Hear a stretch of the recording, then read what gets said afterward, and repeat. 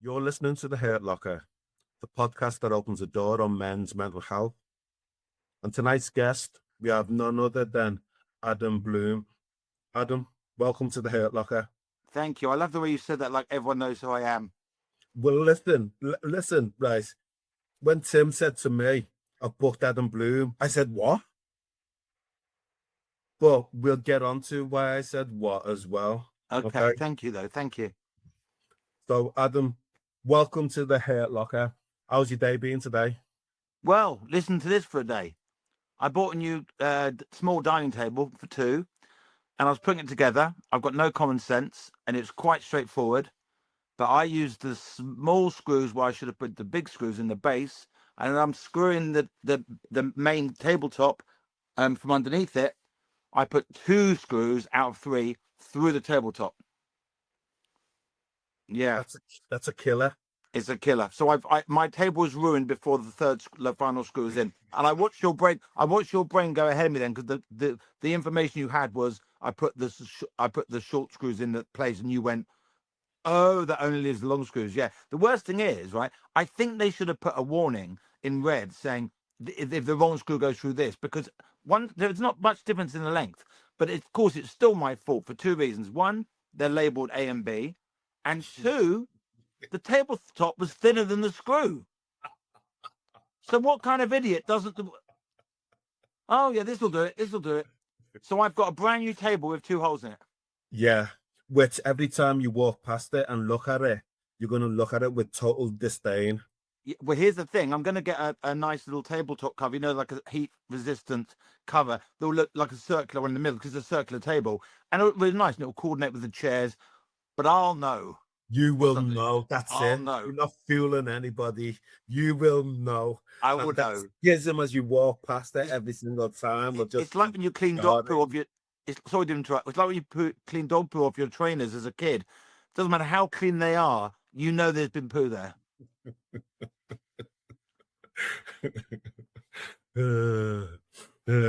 Okay. So welcome to the Hurt Locker. Thank you. So where do you want to go? Where should we go? Okay, for the benefit of people who don't know you, who is Adam Bloom? So I'm a stand-up comedian. I've been a full-time comedian for 30 years. Yeah. And 2 years ago, I wrote a book called Finding Your Comic Genius, which is a globally... Well, a book that's doing well globally in the comedy community. I wrote a book for comedians. I didn't write a book for people who want to do comedy. I wrote a book for people who already do it. That was the gap in the market. Wow. And how was that being received? Obviously, it's great. Well, I've done 66 6-hour Q&As in 13 countries in 3 continents. 66 Q&As? Yeah, 6-hour Q&As. Yeah. Wow. I've been to Australia to do 8 6-hour Q&As in 3 cities where people sit around a table and just ask me questions about the book. Okay, it's interesting you should say that, because one of the things, we've had a stream of comedians on to talk about the mental health, etc., etc.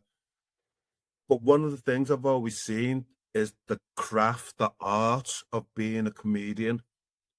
It's a skill all unto itself. And just going back to the beginning when I said to Tim, wow, Adam Bloom, I've known you for years.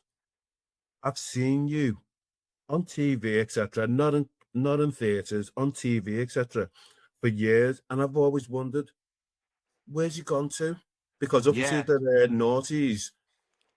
I had a meteoric rise, and unfortunately meteors burn out. So I think I had it too soon. I was only 27, and I was on television regularly, burning up material on panel shows. I struggled with the pressure, and when it kind of got bored of me, I just carried on being a stand-up. But I had a BBC Radio 4 series for 3 years. There's always something that's been going on, like the book. Okay. So in the 2000s, it was the 90s was television, 2000 was book, and then 2020s is sorry, now it's book. So it's TV, radio, and then the book, and then I suppose the 2010s, I was becoming a parent, having 2 kids. So there's always been something going on. But yeah, it didn't sustain for me. A lot of people it didn't sustain for, but we always feel like we're the only one. And then you look at other comedians, you go, actually, you used to have your own show. I don't want to name names because that's almost. putting them down. But yeah, it didn't sustain. But you know, the thing is, I love comedy more than money, and I love comedy way more than fame. So all that matters is I'm working and providing. Okay. So, for want of a better word, you still have that sense of purpose. Oh yeah. Living a creative life and making people laugh at the same time is wonderful. Okay. So let's because you've not been visibly available for the majority of us, the question that came up for me when I was thinking about talking to you was, are you still relevant? In comedy, Yeah. more relevant than I've ever been. Tell me why. Because I wrote a book that's changed the way tens of thousands of people are looking at comedy. Tell me aspects of that book then. Well, I wrote everything I knew, and it was 100,000 words. And Okay. when I put it out to the world, I found out how much of it was new to them, and it turned out a lot of it was, and therefore thousands of people have emailed me showing me applying my methods and theories to their material. So therefore, I'm influencing how comedy is all around the world. In every country that has Amazon, I'm influencing someone. How does that feel? It feels amazing. It feels amazing when I do a gig and someone says to me, you know that joke about the football? I used to say it like this, but then I read the chapter on that, and now I say it like that. Yes, it's great. I've made the world of comedy 0.01% funnier globally. And I've done the maths as well. I'm sure you have. So come on then. Tell me about your upbringing. We're not going to go. We're not going to go linear with this, but let's start somewhere. Well, I come from a broken home, like most comedians do. My parents split up when I was 4, quite messy. My parents didn't speak for 7 years. It took me having a rumbling appendix for them both to drop their feud and come to hospital and visit me and sit by my bed either side. So I had quite a strange childhood in that sense. I wasn't allowed to know my own phone number. It was quite a messy divorce. And I suppose having grandchildren brought them back together again, because you want to see your grandchildren at, birthdays and things. Were you being shuffled from one house to the other? No, I was always in my mum's. Okay. Always living at my mum. I'd see my Okay. dad. Yeah, no, I'd see my dad twice a week, but I never, I always lived with my mum.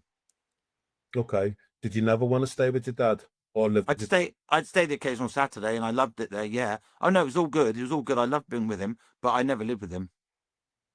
Okay. So were you an only child? No, I got a big sister who's been my rock. When my dad died 3 years ago, she's been my rock. Do you want to mention her name? Her name's Laura. Okay. You smiled then when I said that. Yeah, I'm very fond of her. I always, there's a Christmas picture. I was looking over some old pictures. No, but my birthday last year, and there's a picture of her kissing the top of my head, and it was just that big sister to little brother, lovely moment. I'll always, she'll always be my big sister, and I'll always be a little brother, right? Nothing changes that. I know. I agree. Just going back to something you said in terms of no longer being on television and all that. Did you experience burnout? Yes, in fact, when it started to fizzle out for me, my mum said to me, "Like, I'll be honest with you, I breathed a sigh of relief because you were not looking well. You were not coping with the press. You're doing a panel show, 13 episodes, having to write new material to do in 2 recordings a day, and turning up knowing you haven't got enough stuff and knowing you're going to have to wing it, and the pressure of the world on my shoulders. If it happened to me now, I just sit back and go, well, I'll make it work. I trust my improv skills. I'll make it work." But back then, it happened rapidly to me. And also, being asked to do panel shows when you're a good stand-up, it's a bit like asking a runner to play tennis, because just because you can run for a ball doesn't mean you can hit it with a racket, right? And I just thought of that analogy, but that's actually a perfect analogy. No, absolutely. I'm going to have to be on my toes with you, it feels like, I think you can eviscerate me without me even realizing. I've only come for the dance. You've only come for the dance. Okay. Can I dive in then? Because this is a mental health podcast, and I'm feeling the energy of you straight away. What's in your hurt locker? I don't understand the question. Okay, well, this is about opening the door on men's mental health, some of their struggles with their mental health, etc. So what's in your head locker? So I got bipolar, I got hypomania, and that's the low end, right? So there's hyper manic and then hypomanic. So I got the low end of bipolar. I'd have to take 2 strong mood stabilizers every day, forever, and they help me a lot. When did you receive that diagnosis? 44 years old. I'm 55, 44 years old. So for 44 years, you weren't aware of this. Yep. And also the diagnosis was brought on by stress. And when I think about my marriage failing with the pressure of 2 young children, I wonder if I'd have coped better if I was on medication, because I found parenthood with 1 child manageable. I found it with 2 very stressful, very stressful. I know when people have a 3rd child, I don't get it. I don't get how people can cope with that. But everyone copes differently with things, right? I can stand in front of 1,000 Course. people and not be nervous, but I can't. But I can't be living with 2 young children and not be stressed. Of course. How does it feel that I can talk about my own experiences, but how does it feel not being there full time for your children? So moving out my house was not living with my children. It was the most painful thing I've ever gone through by a mile. I used to wake up every morning literally feeling like I'd been kicked in the stomach. The actual hurt. Because if your heart's in their heart, then you've had your heart ripped out. That's a good way of putting it. That's a good way of putting it. How have you coped? Well, time. I mean, I feel like inside, though I'm a fun person and everything, I feel inside I'm like a Vietnam veteran with a 1,000-yard stare, but I've managed to cover that stare up with happy eyes. But I do not. When I've got friends who've got problems with their partners, not normally male comedians, and I say, listen, you do not want to not live with your children. Do whatever you can. Get marriage guidance, talk about it, move out for a few weeks to settle down or whatever. But you do not want to split up with the mother of your children. What's that relationship like with the mother of your We're children? friends now. It's great. We go out for lunch, and if you saw us, you think we're a couple. Because I made sure that I didn't go through I made sure I didn't put my kids through what my dad and mum ended up putting me through. And my mum would say she had no choice. But my point is, the outcome of my parents' divorce made me not see my parents together for 7 years. So I made sure my kids see their mum and dad laughing and joking in restaurants. It took a while, but that was my raison d'etre. My mission was that my kids saw their parents together. We all want to do something that we didn't have as ourselves, right? If you grew up poor, you want to be rich, and you grew up in an unhappy home, you want to grow up in a happy home. So I didn't have a happy home, but what I can give my children is the best they can see their parents together, happy, even though they're not together anymore. Never thought about reconciling and getting back with the mother of your children? No, it's long gone, unfortunately. Unfortunately. Yeah, Feels the way you said that made me feel as if like there's a part of you, a halcyon kind of romantic side of you that if only. no, it ended because it had to end. But and 10 years is a long time. No, no, things have moved on now. My point, what you saw was me wishing it hadn't messed up, because it's the most painful thing I've gone through. Like I'd rather live forever separated from my wife in the same house with my children than move out. I'd happily live in separate bedrooms and just co-parent, because obviously that's not good for relationships. You have a girlfriend going, so let me get this right, you live with your wife. mm, Does it ever I don't does it ever worry you being I'm not saying yet I am saying because you're not there 24/7, does it ever feel like you're an absentee father? No, because Because you can't get up in the middle of the night and attend to their needs and all of that. no, but they're 13 and 16 now, so Okay, well, they're yeah, quite independent. They're quite independent. I mean, my eldest daughter's 16th birthday, I said to the mum, when am I going to see her? And she said, I'm not even seeing her. She's with friends. that's a She's different. when they reach 16 and that's a different Yeah, ball game then. yeah. I almost feel like I've dodged a bullet now. Now I've got two teenagers, but when they're three and five, absence is the wrong word because they know I provide and I see them regularly. And no, I don't think the word absence right, but of course Okay. it's very hard to be. I can't be the father I would have been. I can't be the same father I was then. It feels very hard to teenagers. Teenagers who don't live with you is a double disjoint. Yes. It's a double disjoint. And I remember when I was a teenager, parents were just stupid things in your way. You want to be with your friends. You're excited. You've formed a social circle. You've got music you like. You've got pocket money. You've got maybe a job, and you want to spend money. So I think that being teenagers is probably as significant as being not living with them. I suppose Yeah, to a degree, I know from my own experiences, what you said before, having your heart ripped out, that resonated with me. really. Yeah, massively so. So what did? Massively so. Okay, what did you go through? Me, mine is a story that I've never really spoken about, but I think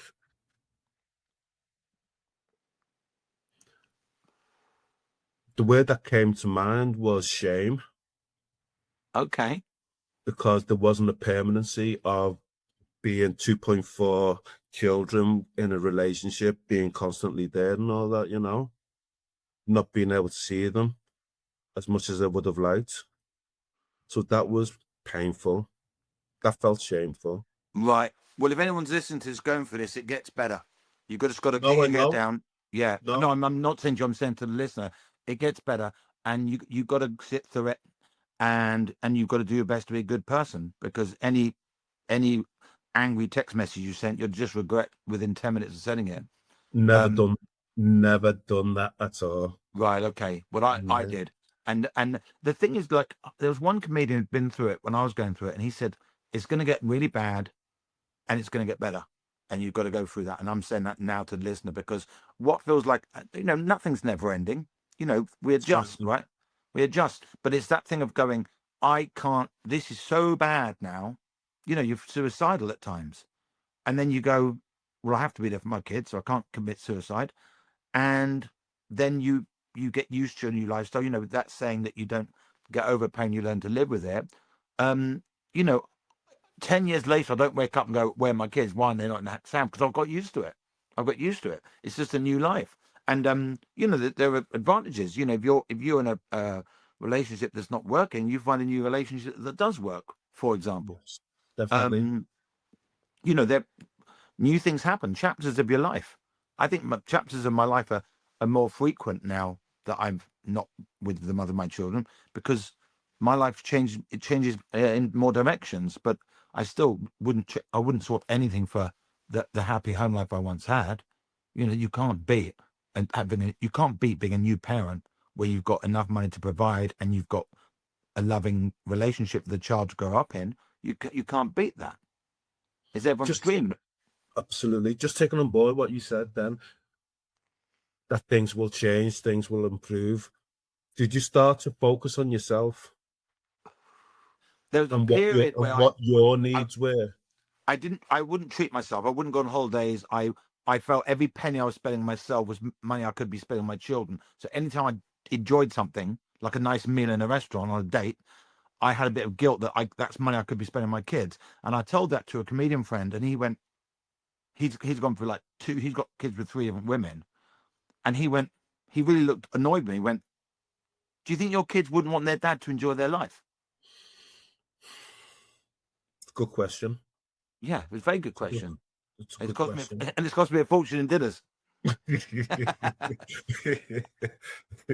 It's a very good question, but he said it with real disdain, almost like, Yes. "Why are you depriving yourself?" And the thing about dating is dating allows you to treat someone else, and then you treat yourself. You got a nice date, you go to a nice restaurant. I wouldn't go on a nice restaurant on my own. So Why treating a not? friend. Well, I sit in an okay restaurant. I'm not going to go to a nice place on my own. I'm not going to go to a very smart hotel and drink 20 quid cocktails on my own, and I wouldn't have a 60 quid meal on my own. I suppose eating is a shared experience for me, as in, Yeah. yeah, obviously I eat on my own breakfast. I don't eat my Alpen and go, oh, I'm on my own. You know, I feel that, but you know, a nice restaurant is you got someone to share it with. You can say, you know, isn't this food great? Or, you know, it's the atmosphere of being with someone else in a restaurant for me. But I'll certainly eat on my own in a 15 quid meal and plus Yeah. service. 15 quid meal is always 25 quid, isn't it? You go drink You know service. that. Oh, it's You know, 25 now. yeah. Oops. Sorry. Oops. Yeah. So so that, you know, but I'm in a happy place right now, and anyone listening who's going through that, you can come out of it. You can come out of it. But life's ups and downs, right? There's a Beastie Boys line, simple line. Life comes in phases. Take the good with the bad. 100%. How long did it take you after splitting up with the mother of your children to start dating again? About a year. About a year.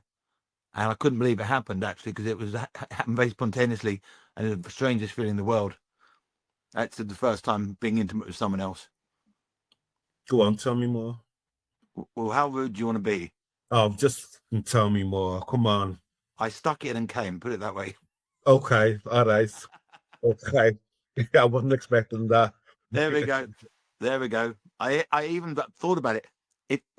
It takes 10 seconds from realizing you're going to come to coming, doesn't it?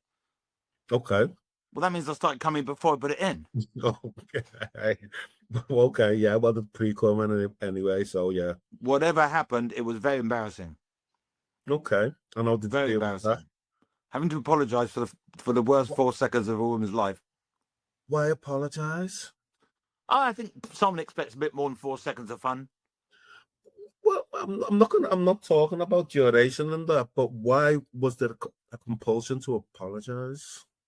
Because shit happens. Yeah, I was embarrassed. Because no, there's a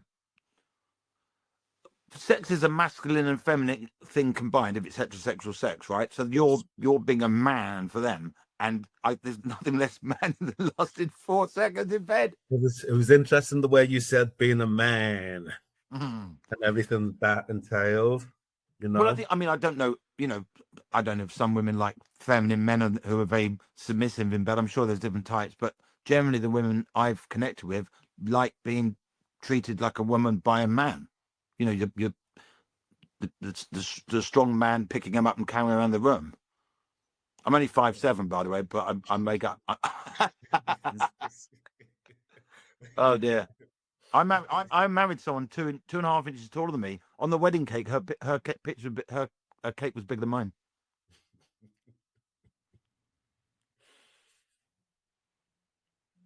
You know what?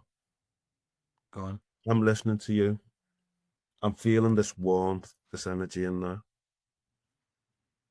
And at the same time, because I've experienced it with other comedians, and you've alluded to, not being with your children as much.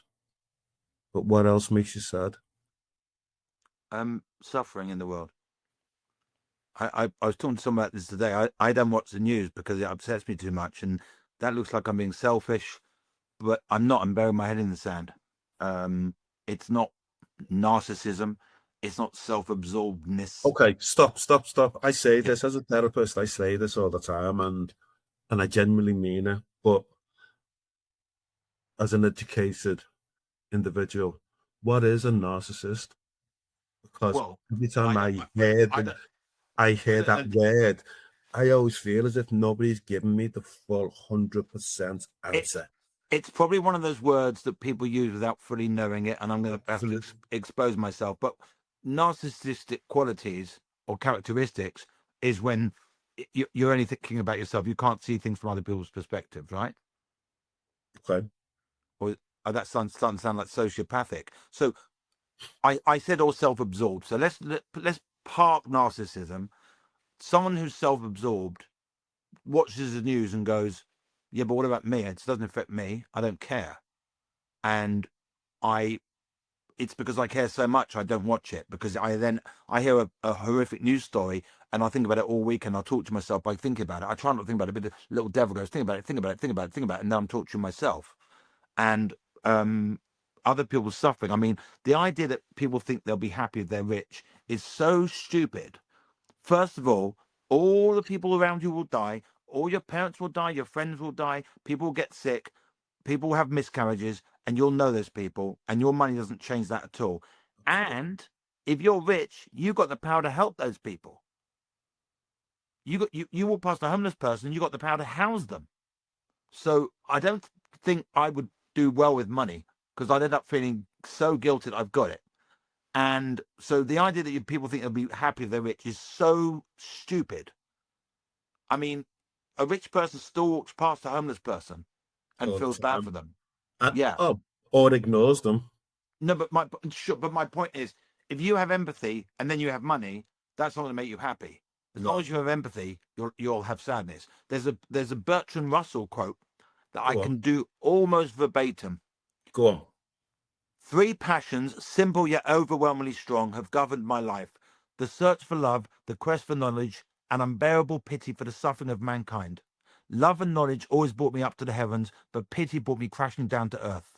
Children in famine, victims tortured by their oppressors, old people a hated burden to their sons, and the whole world of loneliness, poverty, and pain make a mockery of what human life should be. I long to alleviate the pain, but I cannot, so I too suffer. And that's why he was a fucking brilliant philosopher. Unbelievable. He's Stephen Fry's hero. I had books on him years ago. Did you? Yeah. Yeah. My dad said once someone said to him, "Are you prepared to die for your beliefs?" He went, "No, I might be wrong." Isn't that great? But that quote, he encapsulated the fact that you can't fully be happy because you know someone's suffering. 100%. It's the body politic, isn't it? It's like when you hurt your finger. It affects your whole being, even as small as what it is. So when I see suffering around the world, how can the rest of the world be happy when there's suffering that's going on? Yeah. It can't be. It can't be. I remember that the Comedy Store was, as a new comedian, it was my dream to play the Comedy Store. So I did an open spot there. They said, come back in 6 months, did an open spot. And when I got in, I came off set. I had a really good open spot, unpaid 10-minute gig. And the boss said, come in my office. He said, have you got your diary on you? And that was the best sound in the world. And I walked out the Comedy Store with my first paid gig there, 24 years old. And I was buzzing like mad. And then I got to Leicester Square Tube, and there was a homeless old man on crutches with paper bags for plastic bags for shoes with elastic bands holding them up tight. Plastic bags for shoes on crutches, and it just, the world stopped, and I just went crashing back down to reality. I can believe that. Yeah, that's my strongest memory of going up and then down, realizing someone else isn't well. But of course, we are all, no one's responsible for the problems, all the problems in the world, and we have to enjoy our lives. Life's short, and of course you have to enjoy it. And I get, but because of bipolar, I'm up and down throughout the day, even on my medication. I'm like, I had a joke about this. I had a Radio 4 series, and before I knew I was bipolar, I was writing about it. There's an interesting thought, isn't it? I'd say I have extreme ups and downs. I wake up in the morning and think, today I think I'll take over the world, but first I'm going to top myself. Right now, that was 2005. That was 9 years before I was diagnosed. Wow. Yeah. So I was writing jokes about feelings, but also you don't know what other people feel. You give a child glasses when you realize they're short-sighted, and they start seeing airplanes in the air. They didn't know the airplanes were there, as in the ones far away, the ones you can't hear. So, that saying, you don't know you're ill till you're cured. And also, I'll never know what it feels like to be you, and vice versa. So if you're walking around with these extreme ups and downs, you just assume that's how life is. Yeah. Yes. And, it's fascinating to not know how someone else feels. What is it to be like in somebody else? So I didn't realize how extreme my ups and downs were, because I didn't know other people didn't go through that. People would notice my character. People go, Adam is a bit, he one day he's like that, one day he's like that, of course. And I was I was known for being, but I didn't know how much different it felt to be me, and I still don't. What's the most painful thing somebody's ever said to you?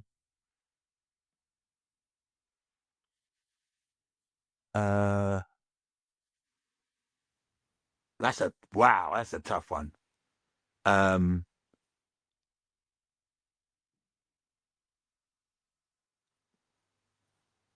Could be the fourth person at British Telecom asking me to repeat my problem. Been on hold 3 times, 3 different people. You want a serious answer? Go on. I was going to laugh then, but I thought, no, best not.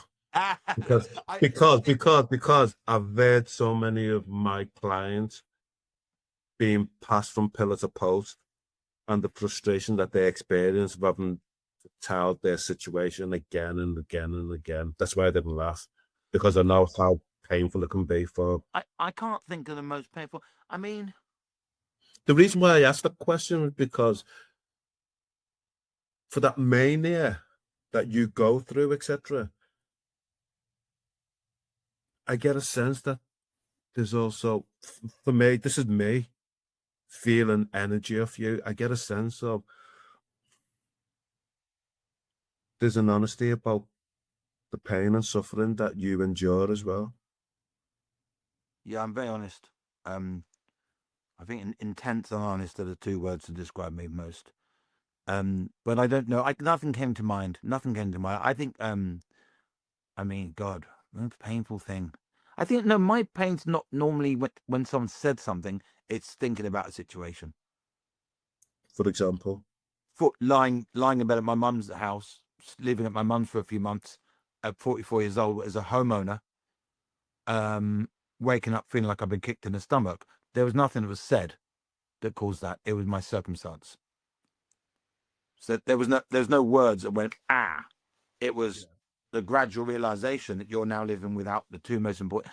If you die for your children, which I think most parents would, if you die for your children, but the people you die for aren't there, that really is a tough situation. Because you go, well, what am I getting out of this? If you die for someone, which shows how much to give up your life so someone else can have a better life, or at least have a life. If someone says to you, you or your kid, you've got to shoot one of you shoot yourself in a second. So therefore, if you're not with those people, you're like, well, I've got all the responsibility and not as much of the joy. How does that reconcile itself? How do you square the circle, as they say? I just accept that I have responsibility as a parent, and I get the love I can. And love is unconditional. You don't go, okay, I don't live with him. I mean, the idea of, I know someone who left his wife when she was 8 months pregnant and left the country. And I've emailed him. I managed to track him down, and I emailed him about it, because he was my friend before, and now him and his wife and I obviously bonded it when he disappeared. But I'd actually fallen out with him because he became very, very nasty. But nonetheless, he was originally my friend once, and his wife told me he's left the country, and I'm 8 months pregnant. And I'm like, how can someone do that to their own child? No money, and not seeing them, not even seeing them. And that just, I'm not virtue signaling. I think it's pretty fair to say that most people don't do that. I'm judging that hopefully the 0.01% of the world. But once you are a parent, you have a duty to that person until they're 18, and arguably for the rest of their lives. But what I mean 18 as in until they can fend for themselves and get a job and work. But of course, my mum said to me, I can't be happy unless both my children are happy. I was going to ask you this earlier, and it's a bit unfair, but you can only pick one person. Who's the most important person in your life? The mother of my children, because she looks after my children. Okay, I'm going to ask you the question again. Who's the most important person in your life? The mother of my children, because she looks after my children. Okay. My mum, when I get any news, I tell my mum. First of all, my mum's, in a way, is my best friend. So if I get any news, I go straight to tell my mum. Doesn't matter how deep into a relationship I am, my mum finds out first. So on one level, my mum is, but given that my mum is independent, my mum is 82, and my children don't live with me, then yeah, the mother of my children is the most important person in my life. Okay. What if I said that you were wrong? What if I said it's you? Didn't cross my mind. And now it has. Well, yeah. I just think as soon as you're a parent, you have to take that shift away from yourself. I still have fun. I like my life.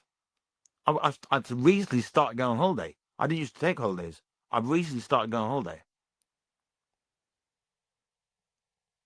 The reason why I say it's you is because, as I always say, you're the expert of you. You know what makes yourself happy. You know what makes yourself sad. And only by attending to your needs first and foremost can you be fully there for the people who you love and care for. Like put the gas mask on yourself first. Absolutely. Absolutely. And it's a way of modeling to those who are important to you how to be. Very good point. I know that there are some cultures where the man eats first at the table, the food, when their food comes in, rather, Yeah. the man eats first because he's got to be strong enough to go out and provide for the family. Mm. So there are cultures where the man puts himself first, so he's strong enough to go and hunt or work. Okay, but regardless of those cultures, could you embrace that for yourself, that you're the most important person in your life? It's hard to do because I've programmed myself differently. But also it depends where we're saying important. I mean, yes, I have to have sound mind to be able to work to provide for my kids. So if my mental health got so bad I couldn't work, or I stopped being funny, or I started drinking, I don't drink before I go on stage ever. Like, I love a drink, but I don't drink before I go on stage ever. So if I got to a stage where I was drinking in the daytime and not getting booked and having bad gigs and being cancelled, then yeah, that would be a case I need to put myself first so I can provide. But it's still the byproduct to put myself first is still because I'm putting other people before me. I don't put myself first so I can have a good time all the time. No, it's not. Yeah, I get that. I get that. And when I pose that question, it's not to shoot you down if you don't give me the answer that I want, etc. But it's just to perhaps change the dial a little bit and look at it from a different perspective. I like it. I like it. So you're going to see me tomorrow wearing really expensive clothes. He's got a top hat on. That's not going to happen. That's certainly not going to happen. You know, I've said it before and I'll say it again. I like your energy. Thank you. Likewise. You know, you alluded it, you mentioned the word before, and I'm going to ask you, have you yourself ever experienced thoughts of suicide? Yes. Yes. Talk to me about that. So there's a line in my stand-up that was very popular, and it comes from a true thought. I said when my first not living with my children, I was suicidal, and a friend said, "You can't commit suicide. What if your wife died soon after you?" I thought, God, you're right. I wouldn't want to miss that. Right.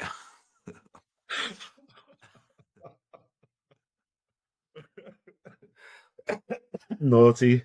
But yeah, but you know what's interesting about that joke? That shows I've misunderstood the advice. So I'm foolish in that joke. It's not just like, listen to this version. Friend said, you can't commit suicide. What if your wife died soon after you? I thought, yeah, I wouldn't want to miss that. That's cruel. But if I say, God, you're right, I'm misunderstanding his advice. He's giving me profound advice on being there for my kids. And I'm going, God, you're right. So I've misinterpreted his advice. So I'm the fool in that joke. As cruel as it is, I'm still the fool. So the wife's the target, but I'm the victim. It's a craft. So back to your question. Yeah. Yes, I've had probably had one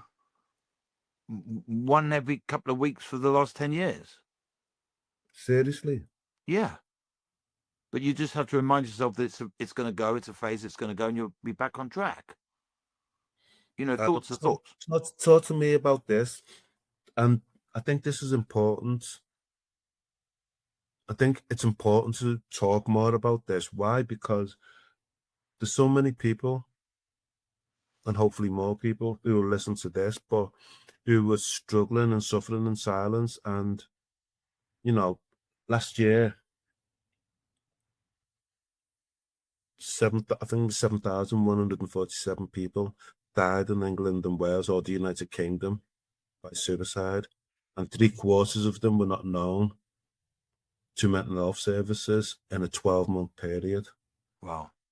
That's over 5,000 people flying under the radar, not knowing where to turn, not knowing who can support them. Yeah, that's a tragic statistic. Given that they could have got help, and yeah, and it's what I mean. You know, people, if you got good friends you can turn to, they might suggest help. And I think, you know, is it true that men in their 40s is the biggest group for suicide in England? It's between 45 to 59 as a Oh my God, block group, you know. that's me. That's me. Oh dear. That's you know, that's the thing about, you know, it's a man's world, and it, it may be a man's world, but the phrase "man up" isn't said to women. Absolutely. So that feeling of having to be, you know, stiff upper lip. What does that mean? Stiff upper lip. It's You know, bollocks. It's yeah, bollocks. So tell me stiff upper bollocks. that as well. Yeah. For 4 seconds. But no, what the statistic you've just told me is disturbing because of how many people just were wandering around in a daze and could have been helped. I mean, it's completely feasible that of those 5,000, 4,500 would be okay and alive now with the right help, right? 100%. 100%. Wow. Well, if anyone's listening who's down, see someone. I mean, the fact you're listening to this podcast means you're already seeing someone in a way, right? Hopefully. Yeah. Well, Hopefully. you're doing a good thing, Yinka. I try. So is Tim. So are you being on here, the Hurt Locker. But you say every couple of weeks. How do you manage that? I remind myself how lucky I am. I remind myself of my responsibilities to my friends and family and children. And then I will also remind myself how hard other people's lives are who get through it every single day. Okay. You know, there were people who would kill for my life. And there's me thinking about this and thinking about that. Thinking about holding my table, for example. You've got to laugh that off, right? It's the Yeah. hole in the table. At least I've got a table. At least I've got food to put on the table. Yeah. You know, I mean, that hole in the table was also the fact that annoyed with myself. What a stupid mistake that was. But nonetheless, you know, there were people who would kill for my life, and there were people in other countries who would kill for anyone's life over here. Absolutely. And corrupt police systems in other countries, and corrupt governments, and people who lose custody to their children because their partners bribed a judge in other countries. You know, people complain about the police over here. We've got it very good.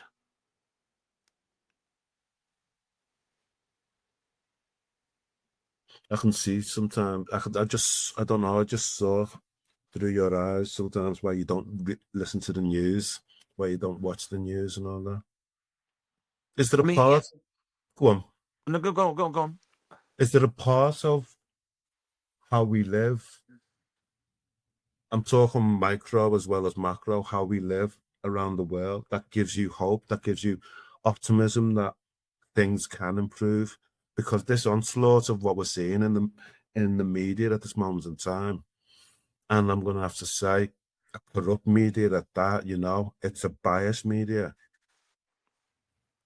Countries are always going to fight, aren't they? That's been going on since the beginning of Yeah, recorded history. yeah, Rich people will always be greedy and want more wealth. The idea that, you know, someone's a billionaire but they want to have 10 billion.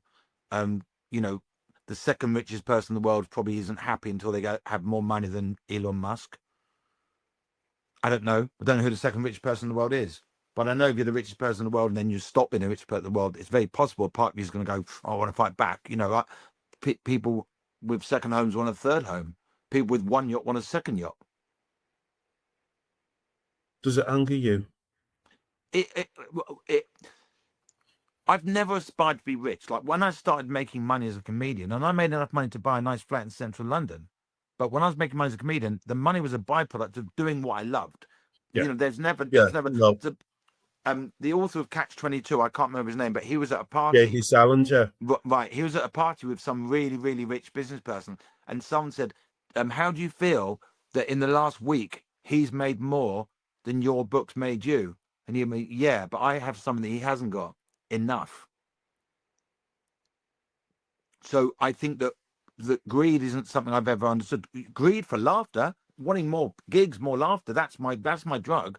But the idea of people, what rich people wanting to get richer, I think you're never going to be happy, because if you've got that beautiful big house and you want another one and another one or a bigger one, you know, I know rich people with big houses who sold and got bigger houses because they've got enough money to get a bigger house. You go, how many rooms do you need? There's only one of you.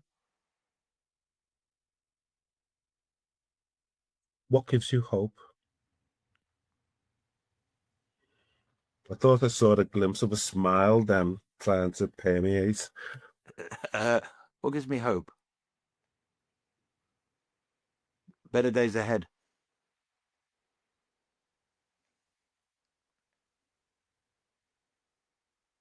But I'm, you know, writing a book that's taken me around the world, and even to cities and countries I've never been to. After 30 years of traveling the world as a comedian, I'm visiting new places, and I'm very grateful for that. I'm very grateful for that. It would be crazy to not be grateful for that, because it's a life-changing experience 30 years into a career. Not many people have a complete shift 30 years in. No. And, you know, any comedians listening to this, you know, if the industry's not reaching out to you, you've got to do something else. As in, you've got to create a new thing. I don't mean change your persona. I mean put a new format to sell it in. And for me, it was the academic side, by explaining comedy rather than doing it. Okay. I'm a more successful author right now than I am comedian. Okay. I'm smiling now because I'm thinking academic side of you, the academic side of comedy.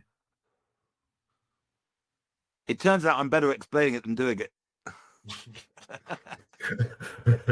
That's quite funny. That's quite funny. Well, there are better comedians than me that can't articulate why they do what they do. Jim Jeffries, Australian comedian Jim Yeah, Jeffries, I know. sells out stadiums. Yes. And I was backstage at one of his big gigs while I was writing the book, and I said, did you know you're a very unusual comedian because you're high and low status at the same time? He went, no, I didn't know that. But he doesn't need to know it, because what he does is good and it works and people come and see him. He doesn't need to know his high and low status, but he's a very, very, very rare comedian. Because most comedians who preach about how the world is and how it should be, they're winning all the time. Bill Hicks, Bill Burr, Dave Chappelle, Chris Rock, apart from Tambourine, won that special when he talked about failing. But these are people who parade the stage like, you know, they're like caged lions, and they're telling you what's wrong. Chappelle puts his foot on the mic, the speaker. He's more laid back. But Chris Rock's pacing up and down, telling you what's wrong with the world. He doesn't tell stories in the same set where he's talking about what's wrong with the world and how he's got the answers about how he's failing in life. Whereas Jim Jeffries will tell a story about getting things wrong in the same show where he's telling you what's wrong with the world. And that's very interesting. Okay. Tell me more. Why is that interesting? Because he's your thick mate down the pub who drinks too much but occasionally says something profound. Okay. Whereas most preachy comedians never fail. They just have the answers, and there's an arrogance to having the answers. So look at you up there telling what's wrong. You're so perfect. You're so perfect telling us what's wrong with the world. Like you know everything. But we know that's not true. No, but sure, but they don't show any weaknesses. Okay, so showing. Okay, so I'm just thinking now, if I had a checklist of things that you can't do as a comedian, being vulnerable is not one of them. Being vulnerable is for me is the most important thing. No, vulnerability is a very, very important thing. Vulnerability is what makes you warm to comedians. And the reason I love Chris Rock, but he's not vulnerable. But vulnerability is a major part in. Here we are. vulnerability is a major part in a lot of comedians, but not all comedians. But vulnerability is definitely, for me, there's a fragility to what I'm doing, and that makes me vulnerable. No matter how super confident I'm on stage, you can see there's a child in me that's lost, and that's where the audience mothers me, and that vulnerability is vital to me. But Bill Burr, as far as I know, doesn't show vulnerability. He's just saying what's wrong in the world. And someone's watching this, and I go, no, natural, that's special. He said this and this. I don't know his stuff very well, but every time I watched him, he's swaggering around the stage, going, "I've got it all right. I worked it all out." And I think Chris Rock's probably the only comedian who's not vulnerable that I warm to. For example, Michael McIntyre is smug, I ex-public can't schoolboy. stand him. Sorry, I'm Yeah, going to put it out there now. yeah. So he's a smug, ex-public schoolboy in a suit. But you know why the public like him? Because he's vulnerable in his act outs. When he tells you he can't get his kids ready for school, he goes to a buffet and sits down and gets straight up again to get the food and wastes time sticking his bum on the seat just to stand up again. He's failing with everyday life. Now, I don't warm to McIntyre's comedy. He divides the country, doesn't he? He's the most Marmite comedian I've ever known. But the point is, he's an extremely skilled comedian, not my cup of tea. But the Yeah. reason Michael McIntyre is loved is because in his act outs, he fails. Okay. The Americans love winners, and Brits like the underdog. And although he's a Yes. posh public school boy in a suit, he's still failing with everyday life. So his persona's not vulnerable. His persona's like, hello. His persona's not vulnerable at all. But when he actually tells you what he's doing in his life, you go, you're failing. And a posh bloke failing is quite funny because posh blokes normally get it right. They're posh, they're educated, but he can't do the basic things. And it took me a while to work out why he was so successful, because I'm like, how can someone so self-assured be loved by the British public? And then it hit me. His act outs are vulnerable. Okay. I'm getting reeled in by you. You know that, don't you? Well, I wrote a 26-page chapter on status. Wow. Yeah. Okay. I once read a Michael McIntyre joke by Kathy Burke in The Guardian. Was asked, tell me a joke, and she said Michael McIntyre, which I thought was hilarious, but it didn't So it's land in with print. me. It's in print now. It's been in print in The Guardian years ago. It's very dangerous printing jokes, though, right? You haven't got the timing. I mean, the worst thing is when, like, Jimmy Carr friends somebody and it goes in the papers, and over breakfast, someone goes, "Is this funny?" And they read it out. Well, of course, it's not funny when you read it out in a pissed off mood. Of course not.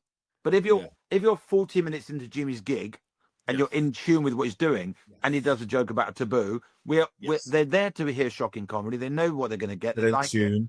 They're in sync. In tune. They're in tune, and it's him delivering it. So to take something isolated, you take a talking of Liverpool, take a Beatles line, just take 4 words out of a Beatles song with no music.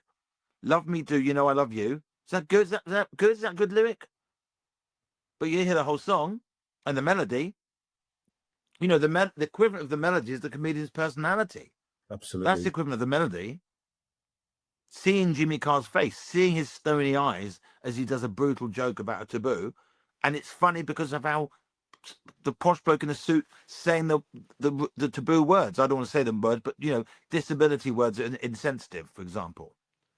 He's gotten a lot of trouble for some of the things he said, and I one thing I thought was it's a joke, take it that way. Another thing I thought that was a bit below the belt.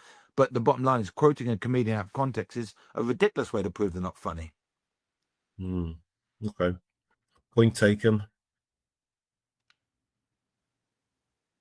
We've got a question here from listener Eamon.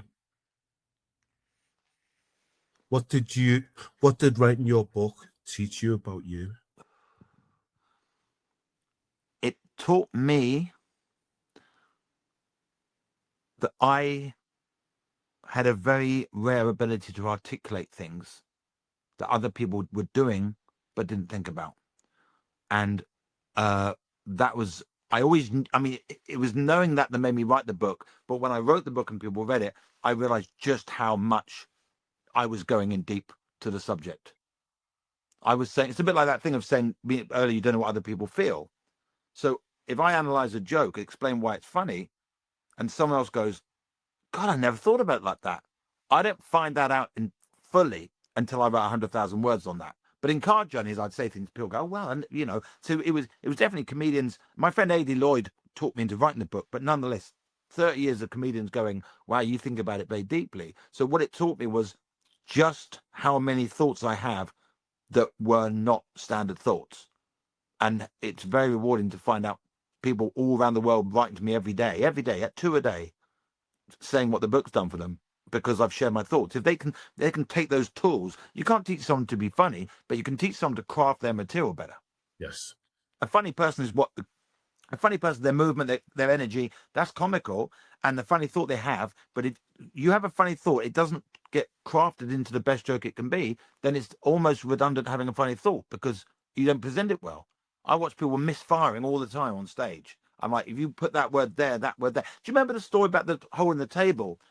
You knew the information that the big screw, I used a big small screw where it should have big screw.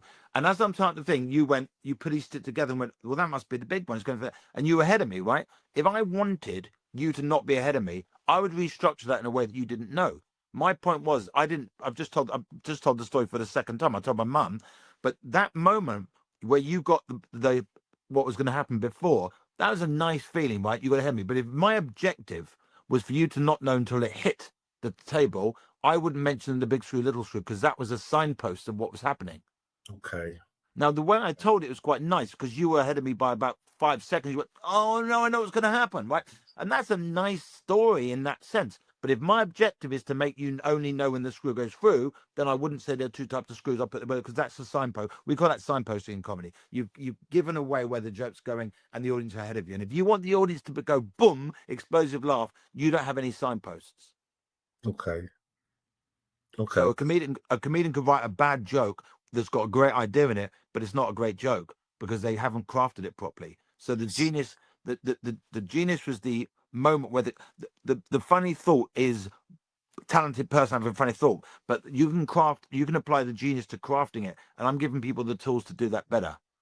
So I'm making people who are already funny better at writing Yeah. jokes. Yeah.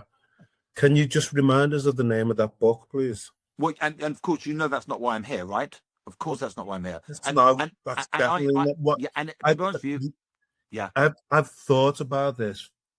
I've spoken to Tim about this, about it's an art form, comedy. It's crafted. You have to do your apprenticeship. You become a crafts person. yes, Carl's. But just one thing, I might have mentioned the book at the beginning because you asked me, what I was doing, but I'd rather not mention the name of the book now. I feel that it takes away from them. Does it detract from us It where we're detracts from going? what we talked about. Yeah, we Okay, talked. that's okay. Yeah, That's but okay. I appreciate you mentioning it. But yeah, what I'd like people to take from this is, if you think maybe you've got bipolar because you're having extreme mood swings or highs and lows, or you're getting irritated very quickly over nothing, go to a doctor. I went to a doctor. The doctors took me to a specialist, and the specialist diagnosed me. And then I had various different combinations of medication until he felt we got the right one. He was experimenting, little bit of that, like a chef almost. And Titration. yeah, what's the word? Titration. Right. The So I would titrate. say to anybody, what that 5,000 people statistic is so shocking. And if there are people listening to this who are down and that's why they're here, talk to people, talk to a doctor. Medicate. Antidepressants are not the same as mood stabilizers. My medication doesn't make me feel happy. It just takes the top and bottom off edge. Oh, it's sort of begun like that. I'm not on Yes. antidepressants. My drug doesn't make me feel happy. Yeah. There's a difference between antidepressants and mood stabilizers. But we all take things to change our moods. We have a drink to change our mood. If you're anti-medication, alcohol changes your mood. You had a stressful day, you have a drink, I feel better. We all take coffee's a drug, for God's sake. Yeah. Is it a drug? Coffee is a drug. Right. Coffee is a drug. It can be. It can be perceived. But caffeine, I mean, good hit of caffeine. It wires you, doesn't it? It does indeed. It does indeed. Just on that, in terms of mood stabilizers, what helps to quieten your mind? So there's two things. So I'm a massive hip hop fan, but if I want to quieten my mind, I put music with no lyrics, because no lyrics, there's no words to process. So instrumental stuff. And I also do VR. I've got an Oculus headset. Okay, Oculus. Okay. And there's an app called Trip, TRIPP, and it's a meditation app. TRIPP. And Okay. it's you have a subscription to it. Most apps, nearly all apps you buy, but this is a subscription because they update it. So you're paying for the constant changing of things. So if I haven't used it for a couple of weeks, I put it on. There's always something new to go through, and you go through fields. These beautiful, like a field made of crocheted trees. So it looks like someone's crocheted a whole village, a whole forest, and you're flying through it, and there's a voice talking to you, and you can turn the voice off. You can have more or less of the voice or none of the voice, and just that lovely meditation. It's really nice before bed and very calming, very calming. When were you your most happiest? Having a 1-year-old daughter and a wife I loved and got on with in my first flat that I bought. And I remember thinking, it probably doesn't get any better than this. And at least I appreciated it, right? Because you don't look back. I mean, look, I look at people complaining. I look at very successful friends complaining. Even looking at a stadium because they've done an extra show because the first one sold out, and they've stuck there around the door and they've gone, there's about 50 empty seats there. I'm like, oh wow, you just sold out 7,400 missing the tickets. points. Missing the points. $250,000 in 2 days. I did the maths, and you're now annoyed that there are 50 empty seats and the extra date. And I verbally slapped him with that one. And he did find it funny. But the point is, you don't want to look back on what was the best time of your life and realize how much you were moaning. You don't want to look back and go, looking back, that was the happiest I've been, and I was worried about that, and I was worried about that, and I was worried about. And here we are. In 10 years' time, I'll probably look at now and go, what were you worried about? You had all this going on. You saw your kids. Your kids were healthy. Your book was bringing in passive income, and you're worried about this, and you're moaning about this on a podcast.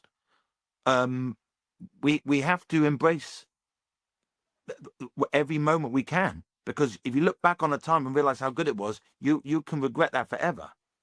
Absolutely. I've got 2 things to ask of you. The first thing is to repeat that Bertrand Russell. Really? Yes, honestly.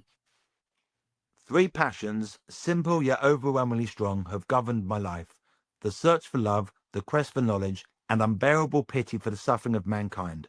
Love and knowledge, so far as they were possible, led me upward towards the heavens, but pity always brought me crashing down to earth. Children in famine, victims tortured by oppressors, old people a hated burden to their sons, and the whole world of loneliness, poverty, and pain make a mockery of what human life should be. I long to alleviate the pain, but I can't, so I too suffer. It's powerful, isn't it? It's just got me. It's the only quote. No, but there are probably people listening. Go, I wonder how many thousands of quotes you know. I can quote Public Enemy, Run DMC all day, but with regard to actual spoken word, that's all I got. Okay. Before I ask, I've got 2 more. I lie. How's it been for you being on the Hurt Locker this evening? Well, it's almost felt like a free therapy session. Has it? Tell me why. Yeah. When you told me the most important person in my life was me, without sounding self-righteous, didn't even occur to me. I'm going my kids, my ex, my mum. That's what's going through my mind. You got to pick one. And just like the gas mask, my mum looks after my children. Well, that's a pretty important role, isn't it? But you made me think that didn't cross my mind. That was, you're a very deep soul. You've got obviously masses of empathy, and you haven't mentioned the Beatles once. Fuck the Beatles. So what's the other question? Okay, so we're coming to the end now. I don't know if you've got a gig after this evening or tomorrow. No, I haven't. Okay, so you close the laptop. Have you eaten this evening? Yes. Okay. So you close the laptop.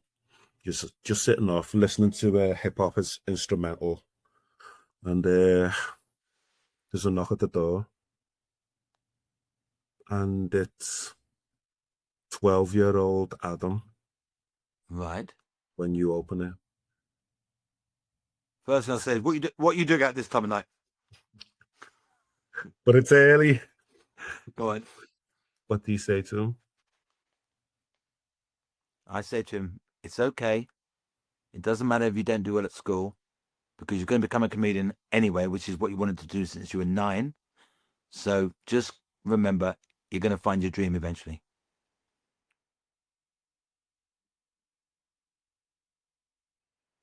Adam Bloom, you've been a fucking awesome guest. Oh, you've been an awesome host. Thank you so much. Thank you for having me. And I take the slap in the face off you. You put me in my place a few times as well. Did I?